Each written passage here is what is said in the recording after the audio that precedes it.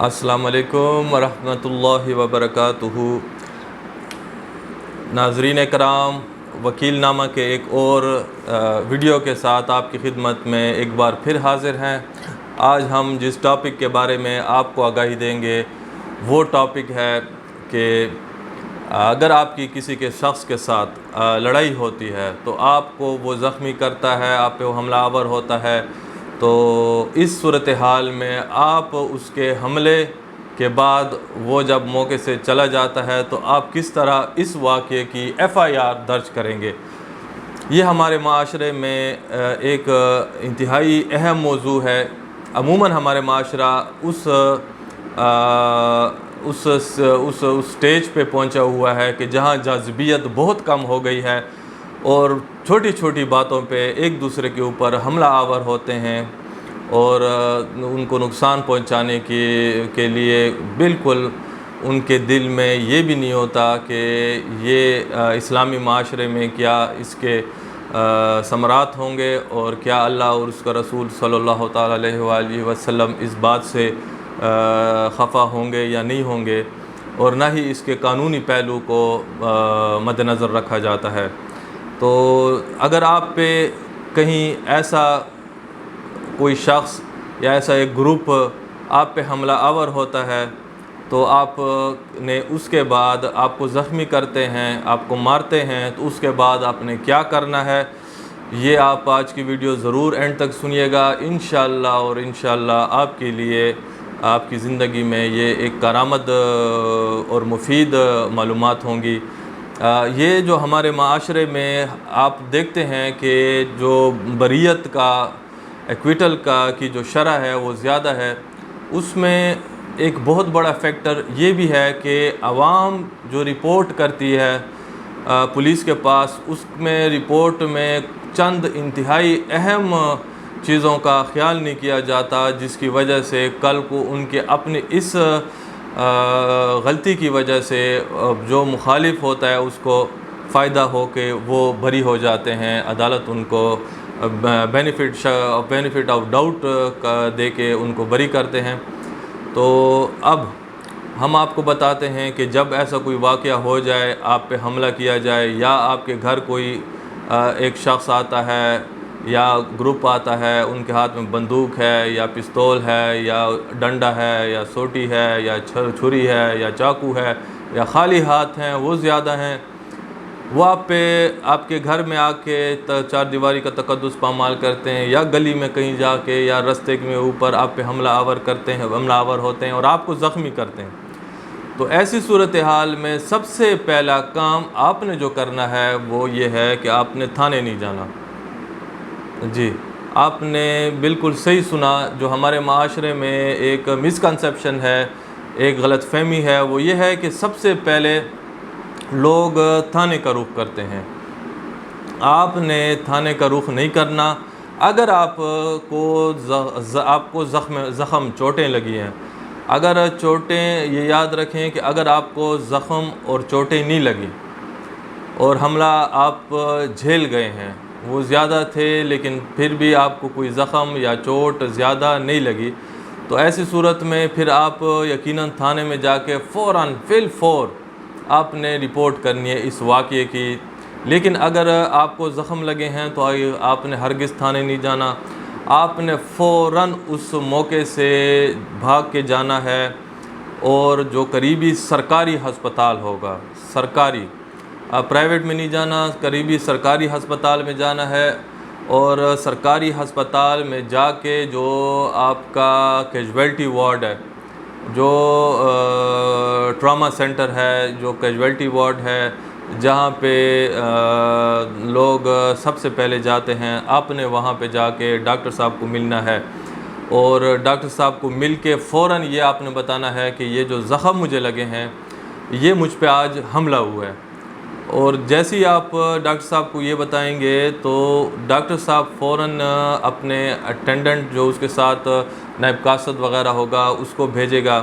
اور ساتھ ہی میں ایک اور کمرہ ہوگا، وہاں پہ اس کو ہم کہتے ہیں رپورٹنگ سینٹر، پولیس والے وہاں پہ ہوتے ہیں، رپورٹنگ سینٹر، ہر سرکاری ہسپتال میں ایک رپورٹنگ سینٹر ہوتا ہے۔ جس میں پولیس والوں کی ڈیوٹیاں ہوتی ہیں، اور وہ اس لیے بیٹھے ہوتے ہیں، ان کی ڈیوٹیاں لگی ہوتی ہیں کہ جو شخص اگر اس طرح کا کوئی واقعہ خدا نخواستہ بنتا ہے تو وہ فوراً ان کی رپورٹ لکھتے ہیں۔ تو جب آپ ڈاکٹر صاحب کے پاس جائیں گے اور ڈاکٹر صاحب اس شخص کو، اپنے اٹینڈنٹ کو بھیجے گا رپورٹنگ سینٹر، تو رپورٹنگ سینٹر سے ود ان نو ٹائم، کیونکہ ساتھ میں کمرہ ہوگا، فوراً آپ کے پاس وہ پولیس والے جو ہوں گے وہ آ جائیں گے اور آپ کی رپورٹ کو ایک سفید کاغذ کے اوپر لکھنا شروع کر دیں گے۔ آپ ان کو بتائیں گے، آپ نے کن چند چیزوں کا ضرور خیال رکھنا ہے جو بہت ضروری ہیں۔ اس میں سب سے پہلا کام یہ کرنا ہے کہ آپ نے اس وقوعے کا ایگزیکٹ ٹائم بتانا ہے۔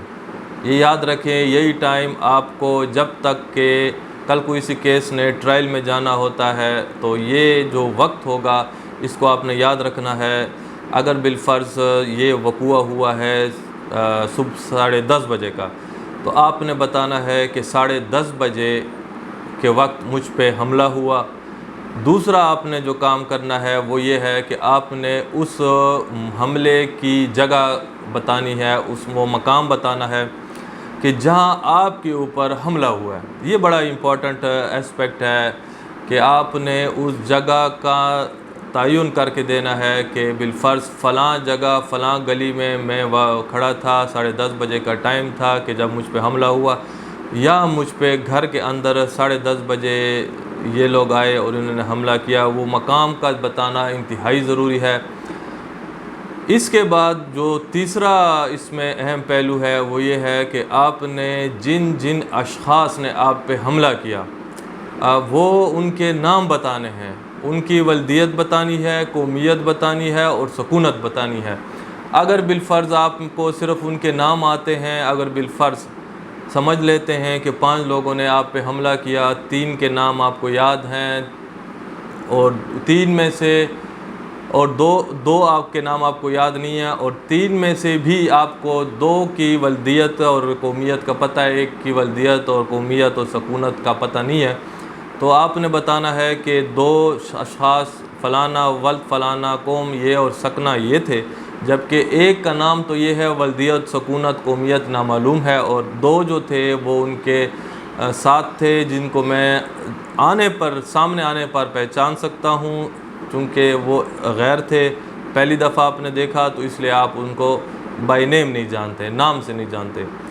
تو یہ آپ کا تیسرا پہلو ہو گیا اس کیس کا ضروری پہلو جو آپ نے بتانا ہے۔ پھر اس کے بعد چوتھا پہلو یہ ہے کہ آپ نے یہ بھی بتانا ہے کہ یہ جو واقعہ ہے یہ کیوں رونما ہوا، انہوں نے آپ پہ حملہ کیوں کیا۔ آپ نے وہ وجہ عداوت بتانی ہے کہ وہ کیا وجہ تھی، کیا کوئی زمین کا مسئلہ تھا، کیا کوئی عزت اور مستورات کا مسئلہ تھا، کیا کوئی اور مسئلہ تھا، مکان کا آپس میں ڈسپیوٹڈ تھا، پہلے کوئی واقعہ لڑائی جھگڑے کا ہوا تھا، کسی کھیل کے میدان میں آپ کا تو میں ہو گئی تھی، یہاں کے مسئلہ یہ بنا دیا انہوں نے۔ تو وہ وجہ عداوت انتہائی ضروری ہے۔ یہی جج صاحبان، معزز جج صاحبان جب عدالت میں ٹرائل میں لگتا ہے تو آپ پہ سوال کرتے ہیں کہ کوئی شخص آپ پہ حملہ آور کیوں ہوگا، یا تو اس کا جنونی ہونا ضروری ہے، پاگل ہونا ضروری ہے، یا اگر وہ ٹھیک ہے ذہنی طور پہ سٹیبل ہے تو اس کا آپ پہ حملہ آور ہونا بغیر دلیل کے، یہ پھر تمام چیزیں آپ کے سچے واقعوں کو بھی جھوٹا بنا دیتے ہیں۔ تو یاد رکھیں کہ چوتھا پہلو اس کیس کا یہ ہوگا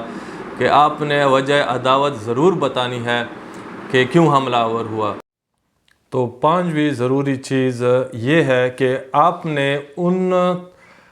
لوگوں کا، ان عینی شاہدین کا نام ضرور بتانا ہے کہ جنہوں نے اس واقعے کو خود اپنی آنکھوں سے دیکھا ہے۔ اگر آپ سمجھتے ہیں، اگر آپ کے ساتھ واقعہ کہیں رستے میں کسی ایسی جگہ پہ رونما ہوا ہے کہ جہاں پہ آپ کسی شخص کو نہیں جانتے تھے، تو ایسی صورت میں جن لوگوں نے یقیناً، چونکہ 10:30 کا وقوع ہے، دن کا وقوع ہے، یا جس ٹائم کا بھی لے لیں، عموماً کسی نہ کسی نے ضرور دیکھا ہوگا۔ تو ایسی صورت میں ان لوگوں کا لینا، اگر آپ ان میں سے کسی کو جانتے ہیں تو ان کا نام لینا انتہائی ضروری ہے. آپ اس رپورٹ میں ضرور درج کیجئے گا کہ ان کے سامنے یہ واقعہ میرے ساتھ رونما ہوا ہے. اگر نام نہیں جانتے تو یہ ضرور لکھوائیے گا کہ وہاں پہ لوگ تھے، ان کے سامنے میرے ساتھ یہ واقعہ ہوا ہے، اور لیکن لوگ چونکہ انجان تھے، آنے پہ شناخت کر سکتا ہوں، لہٰذا نام بتانے سے قاصر ہوں. تو یہ آپ کی رپورٹ وہ رپورٹنگ سینٹر والے لکھ کے پھر اس کو کسی ایک سپاہی کے ہاتھ میں دے کے وہ لوگ اس کو تھانے بھجواتے ہیں. تھانے والے پھر اس طرح کرتے ہیں کہ وہ محرر صاحب، ہیڈ محرر صاحب جو تھانے کا ہوگا، وہ اس کو اپنی ڈیلی ڈائری میں انٹر کرے گا، جس کو ہم اردو میں روزنامچہ کہتے ہیں. روزنامچے میں لکھنے کے بعد، چونکہ آپ کی رپورٹ ہسپتال میں ہوئی تھی اور آپ زخمی تھے، تو یہ رپورٹ ہونے کے باوجود یہ یاد رکھیں کہ ایف آئی آر یہاں پہ نہیں ہوگی فی الحال، اور اس بات کی انتظار کی جائے گی کہ جب آپ ہاسپٹل سے ڈسچارج ہوں گے علاج معالجے کے بعد، تو پھر اس وقت جو ڈاکٹر صاحب ڈسچارج سلپ بنائیں گے، اس ڈسچارج سلپ میں باقاعدہ ڈاکٹر صاحب زخموں کی نوعیت لکھیں گے. چونکہ پولیس والے انہوں کو یہ علم نہیں ہے کہ زخم کی کیا نوعیت ہے، اس کے لیے ڈاکٹر صاحب جو ہیں وہ بیسیکلی ایکسپرٹ ہیں، ان کی اوپینین ہوتی ہے ایکسپرٹ اوپینین. تو جب آپ کو ہاسپٹل سے ڈسچارج کیا جائے گا تو اس وقت ڈاکٹر صاحبان ایک ڈسچارج سلپ بناتے ہیں، اور اس ڈسچارج سلپ میں بیسیکلی ڈاکٹر صاحبان وہ زخم لکھتے ہیں کہ جو زخم آپ کو لگیں. وہ زخم لکھنے کے بعد وہ ڈسچارج سلپ کے لیے تھانے والے پولیس والے دوبارہ آتے ہیں، ان سے وہ ڈسچارج سلپ لیتے ہیں، تھانے لے کے جاتے ہیں. اور اب چونکہ ڈسچارج سلپ کے اوپر آپ کے جسم کے اوپر زخموں کی نوعیت کا اندراج ہو چکا ہے، تو لہٰذا ان زخموں کی نوعیت کو دیکھتے ہوئے تعزیرات پاکستان کے اندر، چونکہ ان زخموں کے نام باقاعدہ مینشن ہیں، تو ان کو تعزیرات پاکستان کے ان سیکشنز، ان دفعات کی روشنی میں آپ کے مخالف کے اوپر اب آج ایف آئی آر درج کی جائے گی. اور پھر اس پہ ایف آئی آر میں وہی روزنامچہ، وہی رپورٹ جو آپ نے کی تھی، اس کو کاپی کیا جاتا ہے ایف آئی آر کے کاغذ کے اوپر، اور پھر اس میں ایف آئی آر میں دفعات کا اضافہ کیا جاتا ہے. اور پھر اس کے بعد ہیڈ محرر صاحب سے ایس ایچ او صاحب جو ہوں گے وہ یہ ایف آئی آر کی کاپی لے کے انویسٹیگیشن جو تفتیشی عملہ ہوگا تھانے میں، تو ان کے حوالے کر دیں گے. پھر تھانے والے جو تفتیشی افسران ہوں گے وہ پھر اپنی تھانے کی ڈیلی ڈائری میں انٹری کریں گے اپنے تھانے سے روانگی کا، اور وہ سب سے پہلا کام یہ کریں گے کہ وہ آپ کے پاس آئیں گے، اور آپ کے پاس آ کے آپ کا بیان لیں گے، اور پھر آپ کو کہیں گے کہ آپ ہمارے ساتھ جائیں، اس مقام پہ جائیں کہ جہاں پہ یہ واقعہ رونما ہوا ہے، اور اس مقام کی نشاندہی کرائیں ہمیں تاکہ ہم ادھر کا نقشہ موقع بنائیں. تو وہ دستی ایک ہاتھ سے نقشہ موقع بناتے ہیں اس جگہ پہ آپ کو لے جا کے، اور پھر اس طرح اس کے بعد پھر ملزمان کی گرفتاری کے لیے نکلتے ہیں اور ان کو گرفتار کرنے کی کوشش کرتے ہیں، اور اس طرح تفتیش کا عمل سٹارٹ ہو جاتا ہے. تو یہ تھا آج کے لیے، ہم نے صرف یہ آپ کو بتایا کہ وہ کیا قانونی طریقہ کار ہوگا جس کو کرنا چاہیے، اور وہ کر کے آپ کل کو جو ملزم آپ کا ہے اس کو آپ سزا دلوا سکتے ہیں عدالت سے. تو امید ہے کہ اس ویڈیو سے آپ کی رہنمائی ہوئی ہوگی. مزید بھی اس طرح کی اچھی ویڈیوز کے ساتھ حاضر ہوتے رہیں گے. وکیل نامہ میں آپ سے آج کے لیے اجازت چاہتے ہیں، لہٰذا اجازت دیجیے گا. آج کے لیے اتنا ہی. اللہ حافظ. پاکستان